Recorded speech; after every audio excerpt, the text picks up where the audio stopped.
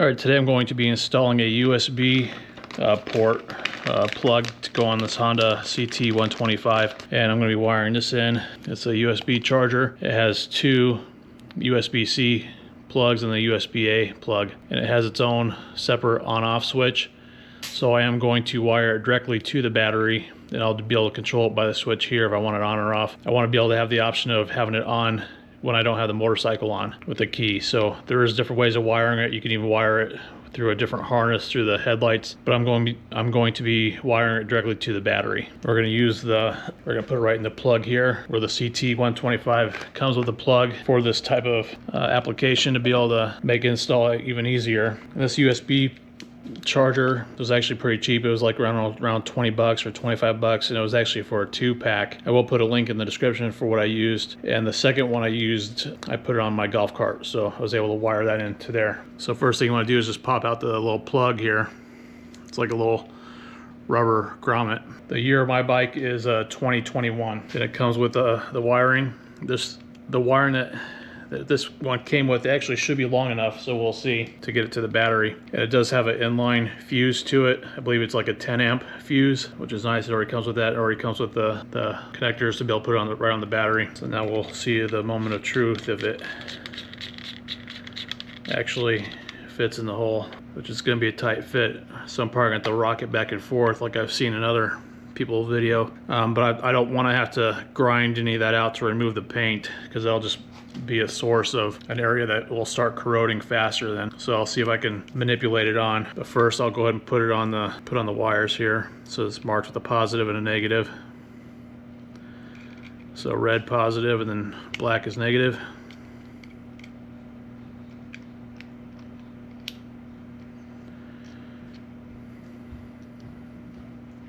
So first feed the wires through I'll feed it now through here, through the nut on the other side.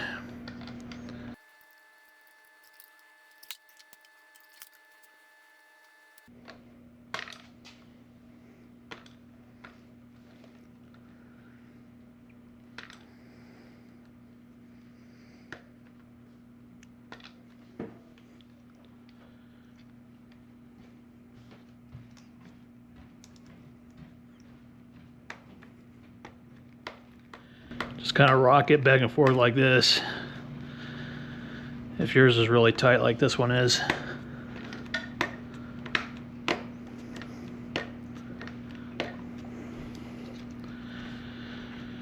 And as you are putting it in place, then make sure it's kind of like lined up how you'd want it orientated anyways, so you don't have to really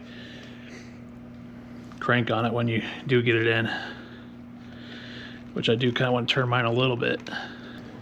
I don't have to get a pair of channel locks. I'm going to want to turn it just a little bit more.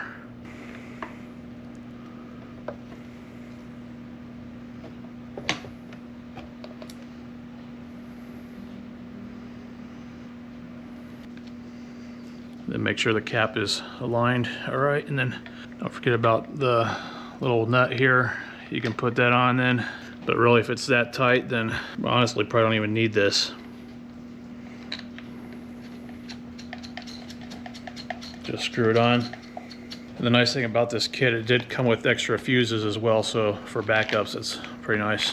All right, so the next step I've got to remove the panels here. I'm gonna have to remove this plastic panel as well, so that way we can fish the wire through it and run it to the battery.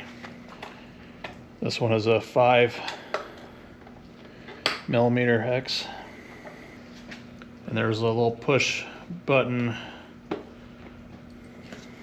that you got to press in order to release it. And you have to be careful with on this side here. There's like a little lip on this cover. If you've never removed it before, it just takes a little finessing.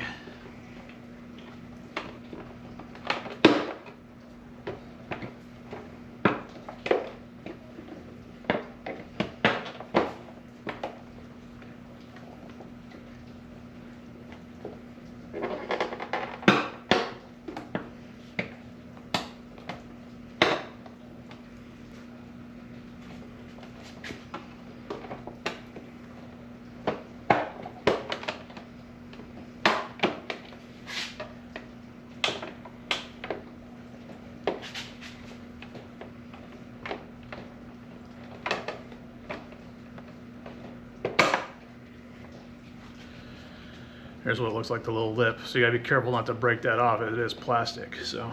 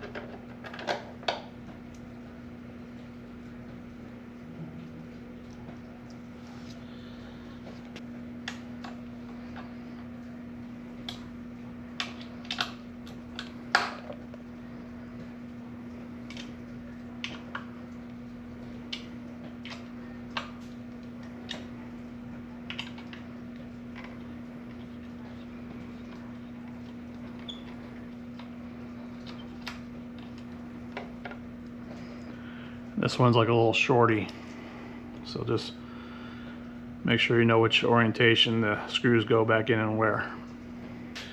And there's another push button tab underneath the seat over here in order to remove this part, but I'm gonna see how much I can take off. There's another push button tab here. It has a little button in the center of it here. You kind of just press down in that, and then it kind of releases it. Then you just push it on up. I'm always afraid of breaking this plastic when I go to remove it. Okay, in order to remove this, so you have to kind of take off this part right here. This part of the plastic piece. And there's a bolt underneath here that's holding on the rest of this.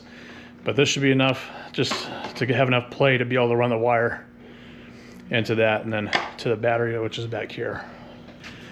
The other thing I have wired to the battery right now is the battery tender I have going to the back here, so I can just keep the battery tender on it all the time, which allows me to have another USB plug at the back also. So that's another option you can do as well, have an additional USB port, but I wanted to have one up in the front. So the battery has a cover you have to take off, which is another 5mm hex bolt. I remember having a hell of a time getting that back on after I wired in the battery tender. Another 5mm bolt here. You guys kind of take off this piece here. You just like lift up on it on this sub 10 amp piece. It's like everything's so tight inside here. All right, so I'll bring you back once I have it wired in, and I'll show you what it looks like when I have it done, because I have to have the space to be able to work around here. All right, I'll show you what I did here. I have it installed, and I installed this wire wrap, this protective wire wrap. It's a 1/4 inch. I just got a bag from Harbor Freight. It says 1/4 inch by 14 feet. I think it was like $3 with one of their coupons, but it's definitely less than $5, I think, or around $5 when it's not on sale. So I just had some of this lying around anyways for another project I did with a golf cart. So I just wrapped the wires around and then went on up to the USB plug here. If you're gonna do the protective wrap on it, I would recommend doing it before putting this in place. That way it's all like ready to go and it's easier to put in. It was hard to wrap the plastic with the electrical tape. So as I got that done, and I ran it along in here. So that's this piece right here. There's like a couple of hooks here that's holding other wires together. So I just ran it down that channel and then on down to right here. And the kit that I have actually has extra wire left, so it has excess wire, so I'm just going to wrap that up and then zip tie it. So I do have it connected to each terminal of the battery. I just wanted to show you before I put this back in place. So I ran the wires, run it through the holes, the perspective holes, the positive and negative here, and then go ahead and put everything back in place and it should be ready to go. All right, so I have it all back together. Just be careful when you go to put this plate back in, that lip that's on that side, that'll slide back in like this first, and then you pop it back in. Just needs a little finesse. And then obviously don't forget where these little push button tabs go, just like I forgot. So when you go to insert the thing back in, make sure the tab is up, facing up first, and then you put it in, and then you press it down, and that locks it in place. The other push button thing is underneath this panel right here. All right, so everything's back together.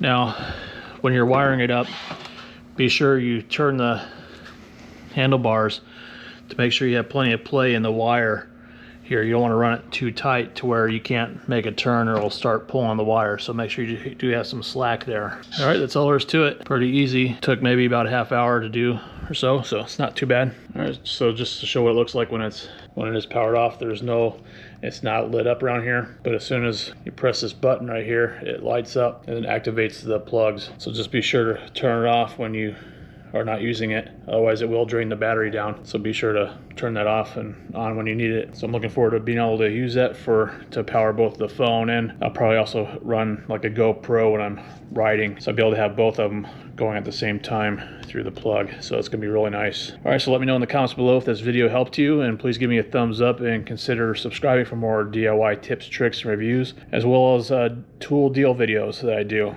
So I appreciate you watching, and I hope you have a great day. Thanks.